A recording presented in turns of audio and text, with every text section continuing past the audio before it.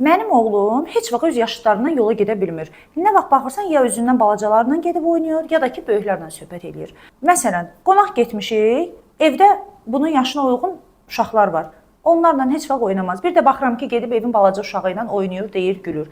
Və yaxud da ki, parka gedirik, gəzməyə gedirik. Hər zaman özündən balacalarla gedib oynayır. Öz yaşıdlarını sanki bu uşaq görmür. Adətən müraciət edən ailələrin çoxunun övladlarında autizm spektr pozuntusu diaqnozunun əlamətləri olur və yaxud da ki, diqqət əksik hiperaktiv pozuntu. Niyə görə bu uşaqlar öz yaşlarıyla söhbət edə bilmirlər, dostluq qura bilmirlər? Çünki öz yaşları ilə eyni sosial idrak bacarıqlarına malik deyillər.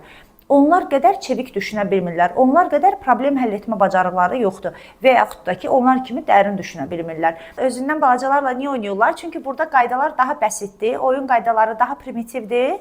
Buradakı sosial qaydalara daha çox riayət edə bildiklərinə görə elə onlarla da dostluq qurmağa üstünlük verirlər. Və yaxud da ki, böyüklərlə isə şərtlər daha asandır. Çünki böyüklər bu uşaqların danışıqlarını, bəzən bu uşaqlarda çox şirin danışıq qabiliyyəti olur.